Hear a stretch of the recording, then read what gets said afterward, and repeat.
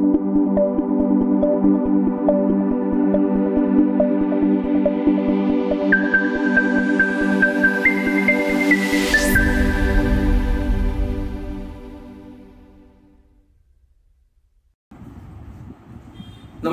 ओम गुरुकृष्ण मध्ये आपल्या सगळ्यांचं पुन्हा एकदा स्वागत करतो आणि मराठी भाषेसंदर्भात व्याकरणचा पार्ट मी चालू केलेला आहे शिकवायला सध्या, आणि ती काही लेक्चर माझी युट्यूबला वगैरे येत आहेत, बरोबर. तर आज मी त्याच्यातला मराठी भाषेमधला एक कठीण असा छोटासा भाग आहे, म्हणजे मुलांना ना जोडं अक्षरे लिहिताना वाचताना, बरोबर, तसे ती ऍक्च्युली बनतात कशी याचं काही माहित नसते, बऱ्या प्रमाणात माहित नसते, समजलं. कारण का आपली मुलं आहेत ना इंग्लिश मिडियमच्या शाळेमध्ये शिकतायत, तर मग त्यांचं ते व्यंजन स्वर वगैरे, आणि पहिला म्हणजे अक्षर कसं तयार होतं हा मोठा प्रश्न. तर इथे मी तो थोडासा तुम्हाला समजावून सांगण्याचा प्रयत्न करतोय. तर बघा, इथे मी काही शब्द लिहिलेले आहेत, बरोबर. त्यातला पहिला शब्द आम्ही. तर या आम्ही शब्दामध्ये मी हे काय जोडाक्षर आहे, हे काय जोडाक्षर आहे, मी, बरोबर. आता हे जे मी हे बनलं कसं, बरोबर. तर आणि वाचायचं कसं, तर म ह, म्हणजे हा इथे म पण आहे, म्हणजे हे व्यंजन आहे, म त्याचा पाय मोडलेला आहे, अधिक ह आहे अर्धा, बरोबर. आणि त्याच्यामध्ये वेलांटे, वेलांटे म्हणजे स्वर कोणता, बघा. हे मी माझ्या पहिल्या लेक्चरला स्वर आणि त्याचे चिन्ह हे शिकवलेलं. तर ही जी वेलांटे म्हणजे इथे आपल्याला आला दीर्घ ई, स्वर कोणता आला, दीर्घ ई, आणि हा स्वर आल्यानंतर, बरोबर, हे अक्षर तयार झालेलं आहे मी, लक्षात घ्या. त्यानंतर पुढचं अक्षर आहे त्याला, सॉरी, पुढचा शब्द आहे त्याला, शब्द काय त्याला, त्या शब्दामधलं अक्षर आहे त्या.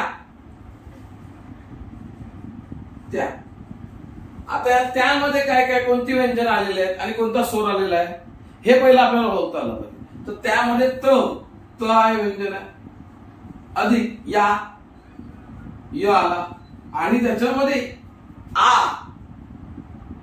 म्हणजे हा स्वर आलेला आहे, म्हणजे हा जो काना आहे, ही जी रेषा अशी, ही रेषा ही आची आहे. मग अशी इथे बघितली ही जी वेलांटी होती, ही कोणाची होती, ईची होती.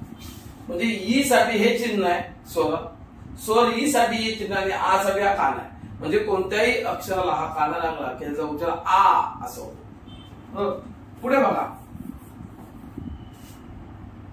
दया, बरोबर, किंवा द्या, दया नाही म्हणायचं, द्या, हा द्या, हा पाय मोडलेला आहे, द्या. याच्यामध्ये तर द आला, अधिक य आला, आणि इथे पण काना लागलेला आहे, य ला एक काना लागलाय, म्हणजे इथे कोणता आला, स्वर आ आला. तर अशा प्रकारे द्या, अशा प्रकारे अक्षर कोणतं झालं, द्या. त्यानंतर आहे स्मिता, त्याच्यामध्ये हे जो स्मी आहे बघा, स्मी, मी ते फक्त अक्षर घेतो, पूर्ण शब्द तिथे तुम्हाला लिहून दिलं, त्याचं अक्षर सांगतोय स्मी, जे जोड अक्षर. तर स्मी मध्ये काय आला, स आला, स हे काय व्यंजन आहे म्हणून पाय मोडलेला आहे. नंतर म आला, हे पण व्यंजन आहे. आणि ही जी वेलांटी आली आहे, बरोबर, ही पुढून आलेली आहे, म्हणजे ही अशी आलेली आहे, अशी आलेली. मग ही जी वेलांटी आहे, बरोबर, म्हणजे ही कोणत्या स्वराबद्दल येते, तर ई, हे लक्षात आलं. ही वेलांटी ह्या ई स्वराबद्दल लिहिली जाते, म्हणजे इथे तो स्वराला ई, आणि मग सॉरी पहिली रस्व ई, बरोबर, म्हणजे तो शब्द अक्षर कोणतं आलं, स्मी. तर तुम्हाला आपल्याला लक्षात काय ठेवता आलं पाहिजे की याच्यामध्ये व्यंजन कोणती आहेत आणि चिन्ह कोणतं लिहायचं आहे आणि त्याचा स्वर कोणता लिहायचा आहे हे आपल्याला लक्षात आलं पाहिजे. पुढे बघा, ख्याती हा शब्द आहे, ख्या, ख्या हे जे अक्षर आहे त्यामध्ये ख ख आला व्यंजन, य आला व्यंजन, आणि इथे पण काना लागलेला आहे म्हणजे इथे आला आ, म्हणून झाला ख्या, आणि मग शब्द तयार होतो ख्याती. त्यानंतर अजून काही अक्षर शब्द दिले. व्यायाम, त्याच्यामध्ये आला व्या, व्या म्हणजे व्यायामध्ये व आला व्यंजन, नंतर य पण आलं इथे, आणि आला काय स्वर कोणता आला आ. काना लागलेला आहे, हा काना लागलेला आहे म्हणजे इथे काय येतो आ येतो. बघा मॅक्झिमम आहे आ आ आ, म्हणजे मुलाला वाचायला लिहायला समजलं पाहिजे. अशा पद्धतीने केलं तर ती जोडाक्षर वाचता पण येतील, लिहिता पण येतील. नंतर आहे शब्द, इथे आलाय शब्द मध्ये ब द द बद, म्हणजेच हा ब आहे, त्याच्यानंतर द आहे, आणि त्याला इथे तर काना नाही, वेलांटी नाही, मात्रा नाही, उकार नाही, काही नाही. लक्षात आलं? तर मग आपल्याला इथे आलेला आहे स्वर तो अ. बरोबर.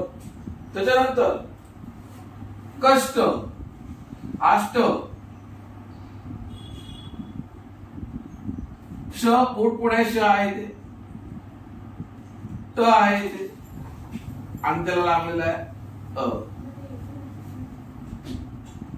स्वर कोणता आला इथे, कारण इथे काना मात्रा काही नाही म्हणून अस्वर लागलेला. ज्येष्ठ, इथे बघा जे, बरोबर. इथे व्यंजन आहे ज अधिक य, आणि ये बघा ही एक मात्रा आलेली होती, याला डोक्याच्या वरती एक रेषा आडवी येते, त्याला म्हणतात मात्रा. मग त्याच्याऐवजी स्वर कोणता येतो तर ए येतो. समजा दोन मात्रा आल्या असत्या,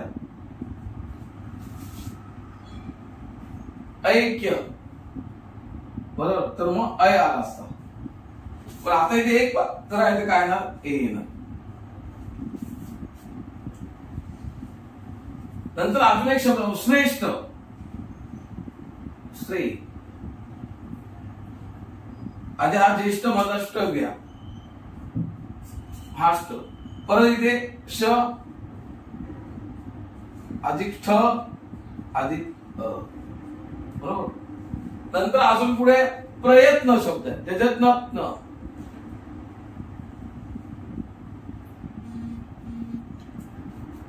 प्रयत्न, बरोबर, न, मग इथे त आला अधिक न आला, आणि स्वर आला अ. क्लेश, क्ले, क, क आला, ल आला. आता इथे बघा एक मात्रा आहे, बरोबर, म्हणजे इथे आला काय ए, क्ले. नंतर फ्लॉवर हा बघा, हा इथे फ्लॉ, फ्लॉ. आता ह्याच्यामध्ये एक नवीन स्वर येते बघा कसं तो, फ हे व्यंजन, ल हे पण व्यंजन, आणि अ हा एक नवीन स्वर. म्हणून मी मागच्या लेक्चरला म्हणालो की 14 खडी झालेले 12 खडी समजलं. हा आला अ, समजलं. तर अशा पद्धतीने इथे मी तुम्हाला काही शब्द दिले, अजूनही काही शब्द जोड शब्द, भरपूर जोड शब्द आहेत, बरोबर, अगणित आहेत. लक्षात सगळे जण शक्य नाही, तर तुम्हाला हे दिलं याच्यावर तुम्हाला काही आयडिया येईल, बरोबर. तुम्ही ह्याच्यापेक्षा जास्त प्रयत्न करा लिहिण्याचा, समजलं. तुमच्या पद्धतीने तुम्ही सोडून बघायचा प्रयत्न करा, प्रॅक्टिस करा. वाचताना कसं वाचायचं ते बघा, आणि व्यंजन आणि स्वर एकत्र घेऊन कसं लिहिलं गेलं पाहिजे, व्यंजन आणि स्वर एकत्र घेऊन कसं वाचलं पाहिजे, समजलं. ही टेक्निक स्वतःमध्ये डेव्हलप करा, म्हणजे तुम्हाला मराठी भाषा वाचता पण येईल, चांगली लिहिता पण येईल, आणि शुद्ध बोलता पण येईल. लक्षात आलं का? तर तुम्हाला व्हिडिओ आवडला असेल तुम्ही लाईक करा, शेअर करा आणि सबस्क्राईब करा.